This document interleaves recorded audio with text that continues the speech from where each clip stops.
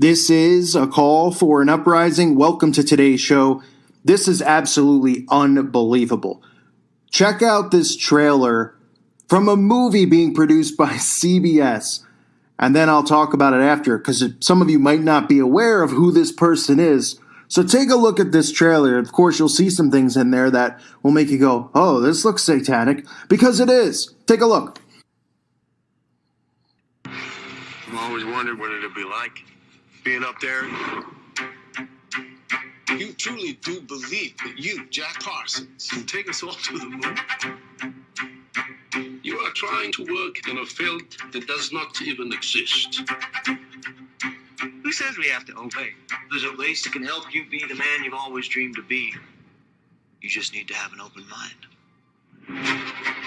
My father taught me about symbols like this. Some are meant as gateways. You think you know somebody, but there's some things you never truly know. How can you tell when you're in the presence of evil? I can't convey what we're capable of. An error could be the difference between us living and dying. We're in uncharted territory. The time for caution has long passed. That man would be Jack Parsons. Jack Parsons, friend of Aleister Crowley, member of OTO. I'm sure you saw in the trailer the number 93, okay, representing Thelma, founded by English author Aleister Crowley in 1904 with the writing of the Book of the Law. You could see them saying he was a genius, saying he created all of these things, but leaving out the important things, such as how he was buddy-buddy with L. Ron Hubbard and Aleister Crowley, members of the same secret societies. He joined the OTO, and what he was trying to do was he was trying to open a dimension, and many people believe that he did. Open a dimension to bring over demons from the other side, specifically the demon he was trying to summon, or what he was trying to summon to bring over was the Whore of Babylon. Yes, the Whore of Babylon. And CBS, no surprise, but I mean, in a way it is, because it's just like every day I'm pointing this stuff out.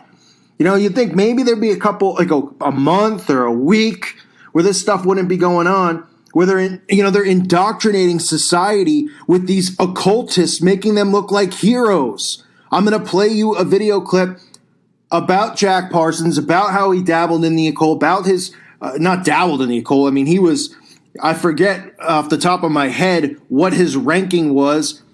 I believe in the OTO, let me see here. After a brief involvement with Marxism in 1939, Parsons converted to Thelma with Aleister Crowley's new religious movement in 1941 alongside his first wife.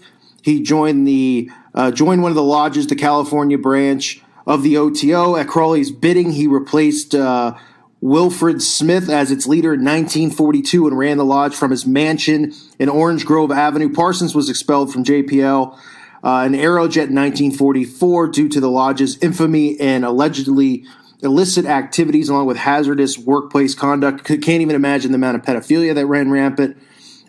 He separated from his wife after having an affair with her sister. And then she left him for L. Ron Hubbard. Him and Hubbard continued these experiments that they were trying to do to open these portals. Parsons resigned from the OTO eventually, and I believe was just God intervening. Parsons died at the age of 37 from a laboratory explosion. The guy pretty much blew himself up, which to me is an act of God intervening, because this guy was dangerous. He was just as sick and sadistic as Crowley. He was following his teachings. He was probably involved in many pedo rings. He was recruiting people to be in the occult. Okay, and this guy is now going to be worshipped by people, because now people are going to learn who he is, and they're going to go, oh, how cool. He's the guy who created this stuff, and this led to NASA, right? NASA, the biggest front of lies probably of any organization. Another CIA front. I mean, NASA is not what you think NASA is. I'm sure most of you are aware of it. It's nothing but lies. Nobody was on the moon. Nothing that NASA says is real. They don't go to space. Okay, they use it as a front. But they're going to go, oh, this guy created All of this type of stuff. Meanwhile, what he was really trying to do was tear a hole in the veil. And many people believe that he did through these rituals that he was performing. And from that, after around the time that these experiments were going on, which I'm going to show you this video clip from a documentary about him, is when people started to think they were seeing UFOs and all of this type of stuff. But really, it was demonic activity that they were seeing, because these experiments that they were doing with, rocket jets and all this kind of crap was really trying to tear a hole through the veil through using those experiments along with black magic to summon the whore of Babylon. I kid you not. And this is a guy now that they're going to put on a show. They're going to say, oh, he was a genius. He was a little crazy. They're showing you that he was in the occult, and people are just going to be like, oh, how cool. But then they'll hear a channel like mine. They'll go, but the occult's not real. Satanism's not real. You're a Looney Tune. I mean, how many of these things do I need to show people to wake them up? Right? It's like, oh, Satanism and the occult's not real. Okay, now we're talking about Jack Parsons, who's, one of the people really behind, other than Eisenhower and the CIA, really, behind NASA for the most part. And people are going to go, oh, what an amazing person in human history. Oh, but nobody cares that he dabbled in the OTO and the occult. And nobody's going to read what the OTO did. They're not going to talk about pedophilia, human sacrifice rituals. I mean, it's right there for you to see. If people just go, oh, who cares? Yeah, until it's your kid or it's someone you care about, then maybe you'll wake up. It's an absolute joke. Watch these clips. Watch this little tidbit from this documentary to learn more about Jack Parsons. CBS promoting Jack Parsons with a movie, calling him an angel, a strange angel. The only angel this guy is an angel that comes out of the rectum of hell. That's what he is. This guy's not even a fallen angel. This guy is just absolute scum. Anyone representing the OTO, anyone connected to L. Ron Hubbard and Scientology, okay, all of these mind control things, they're all connected. Scientology is just a different branch in the pyramid. They use the same trauma-based mind control tactics that these other satanic covens and cults use. These guys are all connected. You'll find out, as you listen to this channel and watch my videos, it's everyone in Hollywood, it's everyone in government, it's everyone in power, it's all these people you hear about over and over that you're told are heroes and philanthropists and great people. They're all involved in it. It's amazing. And people just roll their eyes and they go, no, I'm going to chase my dream. I'm going to be the next big singer. I'm going to be the next big actor. No, you're not. Maybe at your local town hall where they'll give you a live open mic on a Tuesday night. This whole thing is completely contaminated. It's nothing but bloodlines that run and control everything. And then they tell you to worship these people like they're Egyptian gods, and everybody does. Oh, they're so talented. Oh, they're so great. And then they tell you to be a rat in a wheel and pretend like you can chase after your dreams and you could do what you want, never to obtain anything because you don't realize that you're just sound asleep. And then they come to people like me and they go, oh, boy, people like you, you're a real hater. You're not preaching love. Well, guess what? For those of you who constantly are lukewarm in your walk, or those of you who are just brain dead, who constantly think that, everything Jesus is love, right? That Jesus wouldn't scold anyone. He wouldn't go after anyone. He would just be okay with all of this going on. He would just go, yeah, it's not a big deal. The lessons of Thelma, okay, which, the lessons and the two main things that are taught in it are do without will be the whole of the law. Okay? You know what the other thing is? Love is the law. Love under will.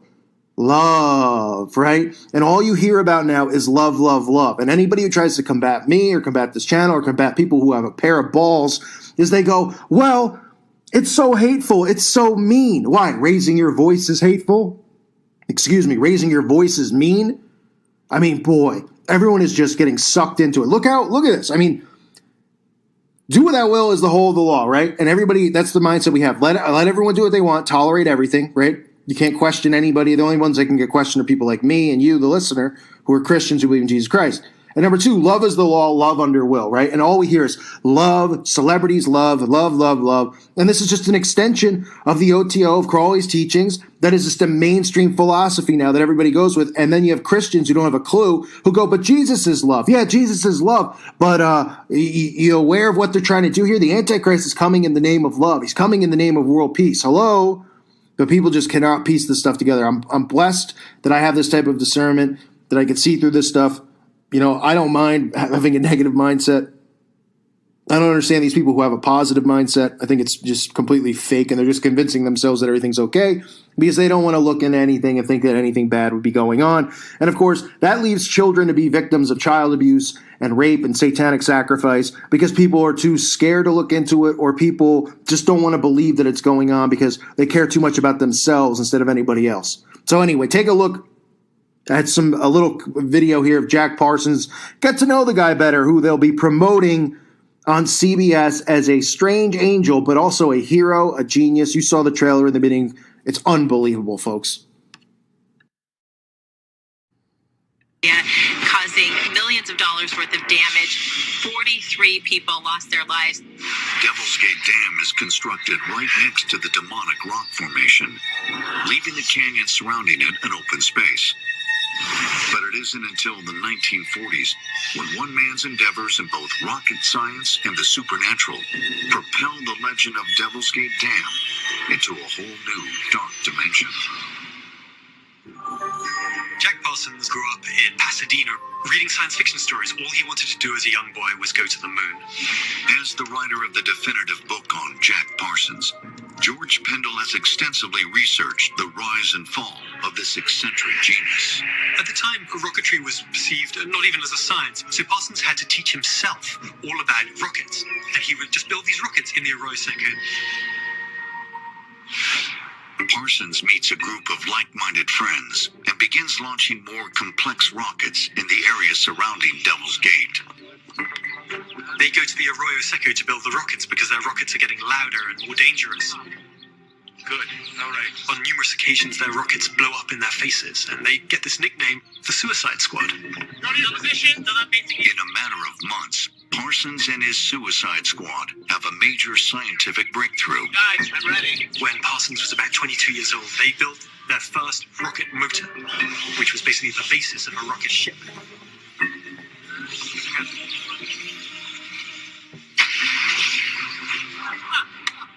And this rocket motor soon gets the attention of the U.S. government.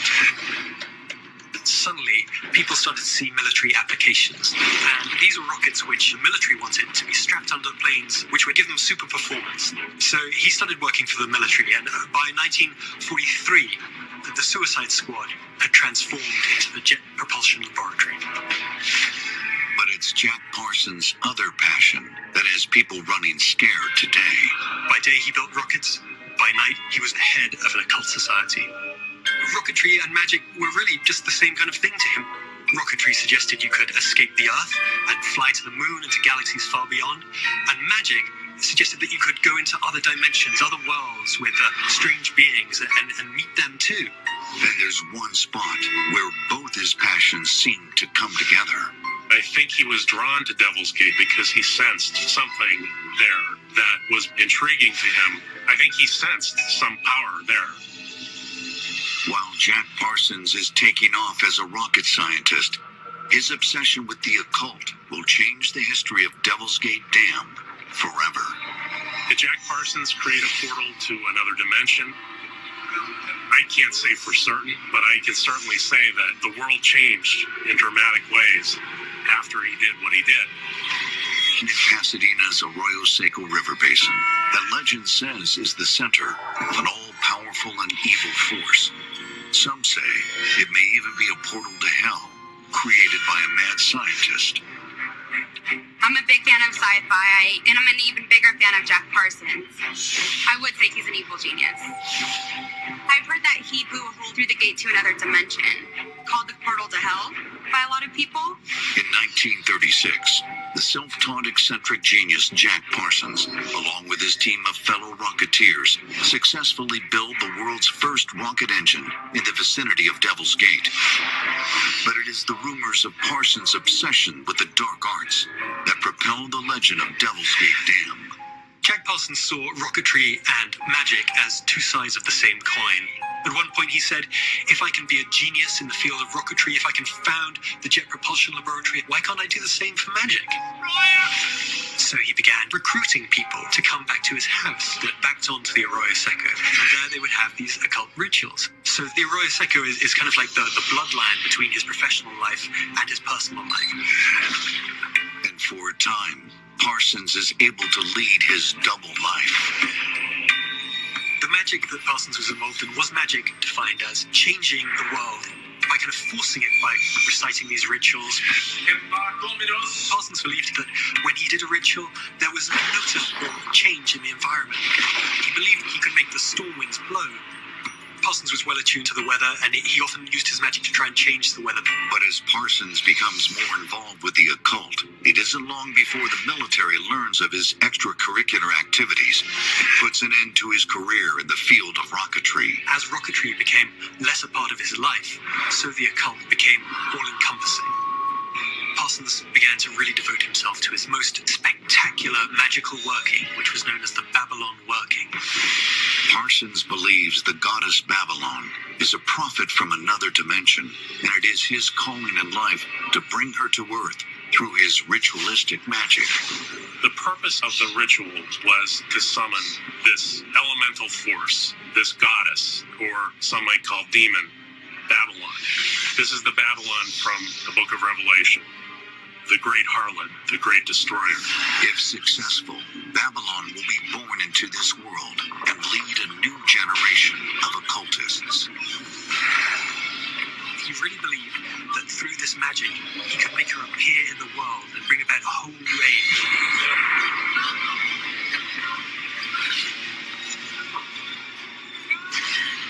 After months of non-stop ritual magic, Parsons believes he has succeeded. Parsons believed this was the greatest thing he had done in his life. Forget rocketry, forget all the advances he had made there. The Babylon working would be what he was remembered for.